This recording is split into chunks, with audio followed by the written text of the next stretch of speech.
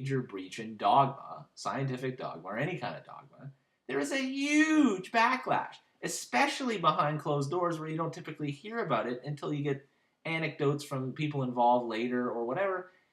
It's always, and what always gets me. I used to have a lot of faith in, again, science, and I'd read the science stuff and be like, wow, it's amazing. They know everything. All these, they're sending stuff to other planets, da da da da. Most of that is bunk. Again, like, I'm not saying that men haven't been to the moon and we haven't got space probes and stuff. Yes, we do, but the results, the way they're interpreted, is completely according to current scientific dogma. By which I mean, there's a standard model which is majorly full of holes at this point, but they don't address the anomalies. The anomalies are mentioned briefly, if at all, and then they're swept under the rug. I mean, they're swept under the rug just by ignoring them. You just, goes by. I'll get to that on something else. Anyway,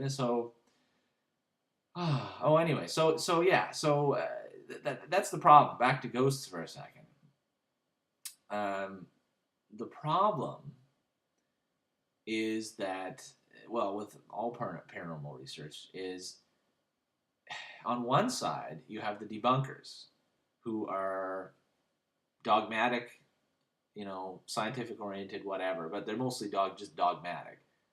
Anything odd doesn't exist. Anything outside the normal box doesn't exist.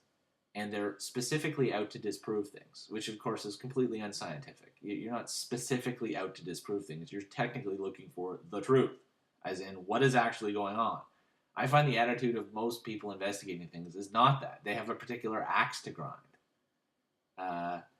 The other side, of course, on the other complete side of the spectrum is you have your believers who are, again, they're not interested in their own perception or finding out the errors in what's going on. They believe everything, and they want to find evidence for that, which is, again, it's pretty much useless. Somewhere in the middle, you have have a chance of finding out some useful information. You have paranormal researchers, this and that, but of course, again, the big chunk of those is the modern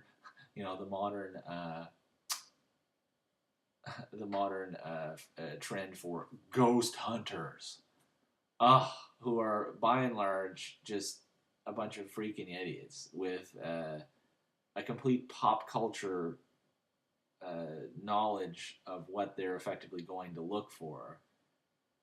They don't have they're not actually looking to improve anybody's knowledge of anything. They're looking to prove that ghosts exist, which again is impossible, just because you can't prove anything scientifically unless it's completely repeatable, and ghosts and most paranormal phenomena are not. Like my friend Chris often says, nobody carried EMP, electronic. What the hell are they called again? I'm thinking, I'm confusing it with EVP again. But not EMP. That's electromagnetic pulse. But basically, that's why I'm thinking that.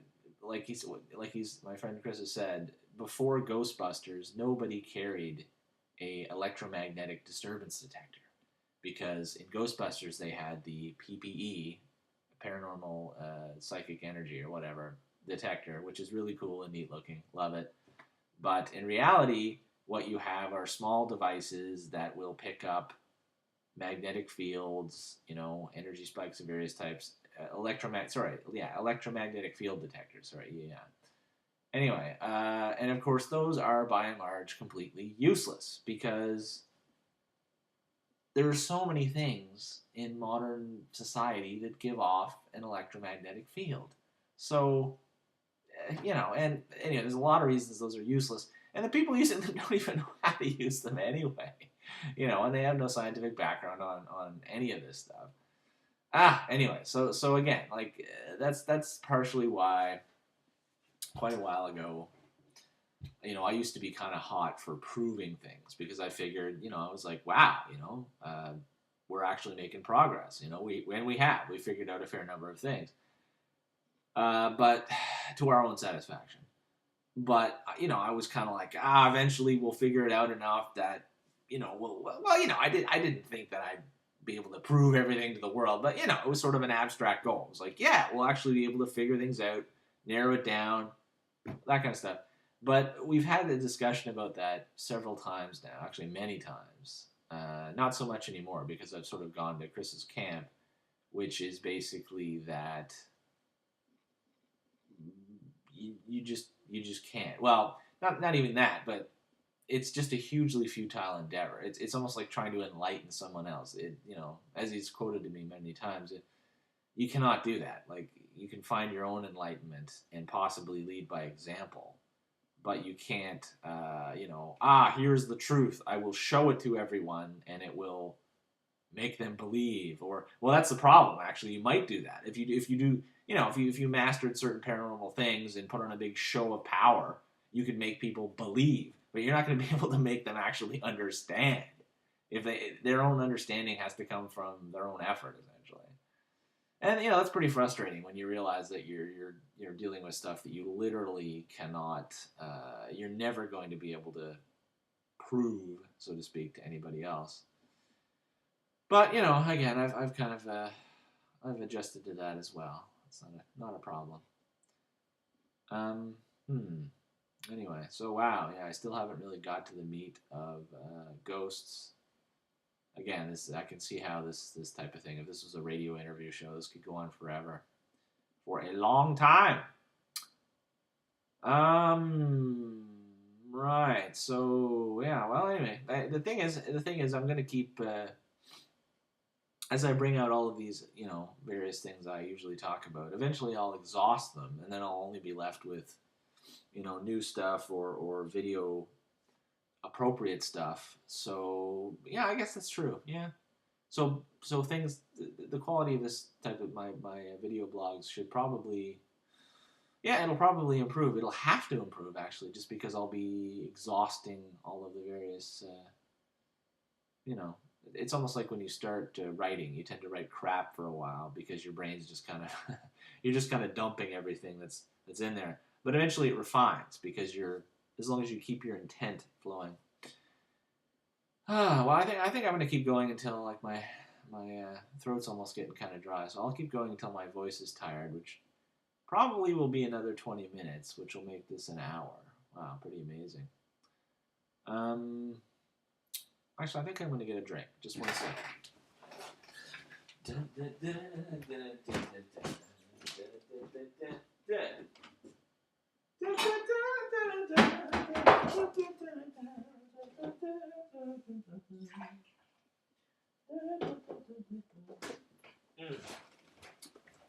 Lemonade. Drink of the gods.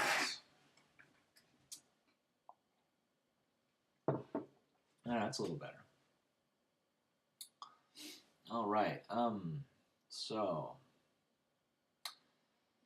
All right. Well, back to ghosts. All right. Well, in 20 minutes. Okay. Well, there are. As when you talk about anything in the paranormal, there are pretty much. There are no hard and fast categories. There are and there aren't. Again, like I can say that many, many times. It's in a sense, it's paradoxical. But at the same time, you can classify things. You just have to be aware that classifications are, like, it is worth making them in the paranormal, in the occult, and in the strange. It is worth making them as long as the people making the distinctions are aware that they're just what I call, this is a favorite expression of mine, they're a finger.